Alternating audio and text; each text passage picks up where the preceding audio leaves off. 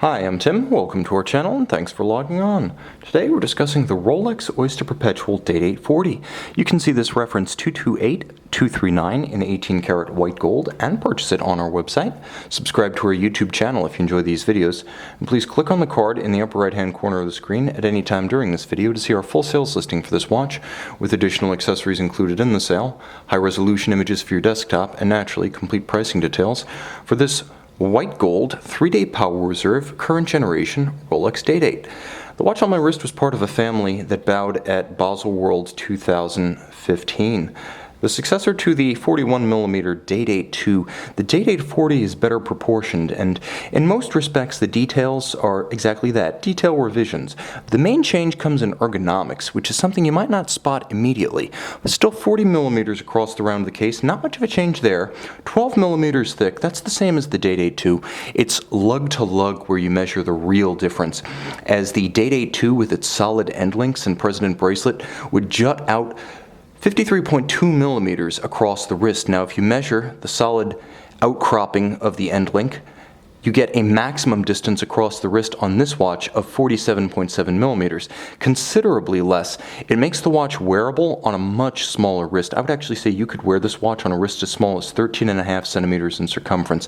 My wrist, of course, 16 centimeters in circumference. The big change comes from the pivoted center link. The hard fixed links are the flanking links on the Day-Date 40, whereas on the Day-Date 2, the center link is rigid and sticks out stridently over the edge of a small wrist. This watch wears much smaller than its 1mm diminution would suggest. The watch has just as much wrist presence because it's almost the same size case. It's the bracelet that makes the difference. And I should mention that the bracelet is different in ways you can't necessarily see. The pins inside this version of the President that debuted with the Day-Date 40 are metal but ceramic coated. The ceramic eliminates the bracelet stretch, as traditionally bracelets from Rolex have begun to stretch or develop more play as they age. It's not actually elastic stretch. The links don't stretch out. The pins that join them together thin out as they wear down with time. With the ceramic coating over the pins, this can't happen anymore. So this generation of bracelet, all ceramic pins, stretch is a thing of the past. It's still the 3-link President design though. The watch often nicknamed the Rolex President. The bracelet is properly named the President. It's in contrast to Rolex's rather dainty and delicate 5-link Jubilee that's used on dress watches traditionally, and the bigger and burlier 3-link Oyster that's traditionally used on sports watches. This is a wonderful hybrid of the two because you get the short individual links of the Jubilee, but you get a 3-link design that's more robust than the small 5 looped link design of the Jubilee. You also get the more robust 3-link aesthetic of the Oyster, but you don't get the large, clunky, and somewhat awkward links that go with that sports bracelet. This is the best of both worlds. You also note on the underside plenty of gaps to allow aeration of the wrist and small channels between the links to avoid pinching skin or pulling hair. This is a deluxe model from Rolex, and therefore Rolex equips it with a fully polished clasp. The interior of the clasp not media blasted. The entry-level clasps today from Rolex are. This one is fully finished. It also features the historic crown clasp. The partition point, the only sign of the partition between the two sides of the bracelet, is the crown itself. And it's now a pivoted switch that effectively releases the clasp rather than a simple shim that you use to pry it open, which is why it closes with such a slick click and opens with a snick. It's really a wonderful mechanism, far more complex but also more pleasurable to use than its predecessors. Now the watch is simple in design. It hasn't succumbed to the super case profile. Although the case is large, it's not in any way squared off or brutally industrial. You can see that the flanks are still nicely curved. We're going to change the focus and get a little closer here.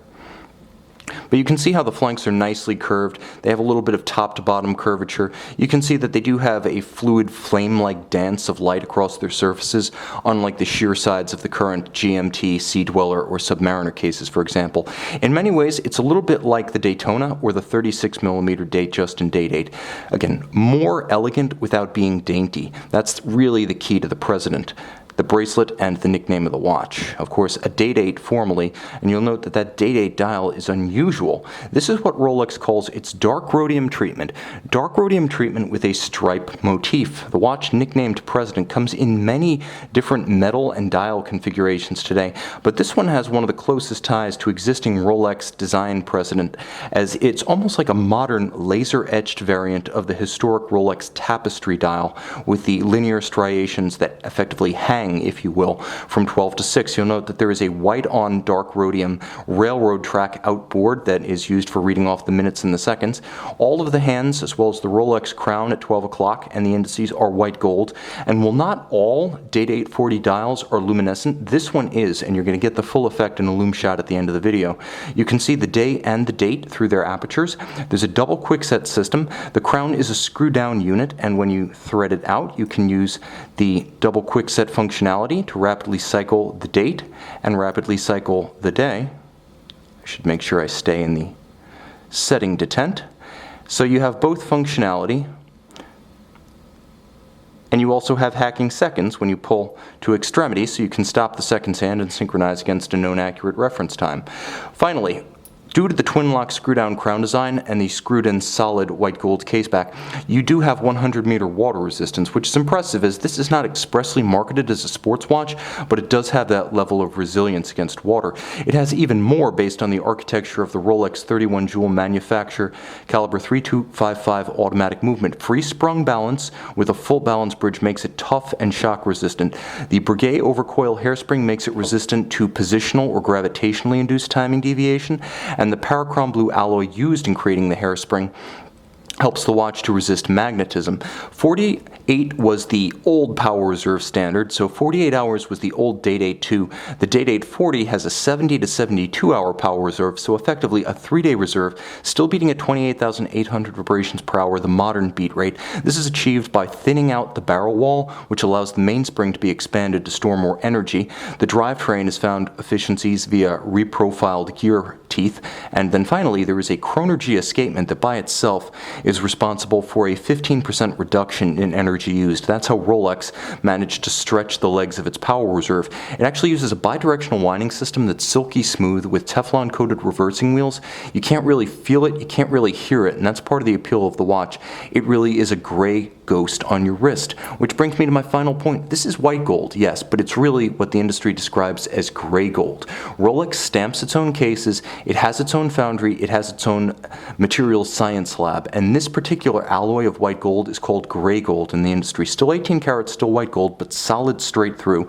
I should be careful to make full disclosure, pre-owned watch. It has a small scratch in it, but that actually allows me to demonstrate one of the virtues of white gold. If you do have a scratch in 18 karat gray gold, white gold, there's simply more white metal underneath, whereas with traditional white gold, you would have a rhodium plating on the exterior, and then you'd have a milky yellow substrate underneath. So if you ever scratched it, you would have to replate it. With gray gold, there's none of that, and it's Rolex's own material.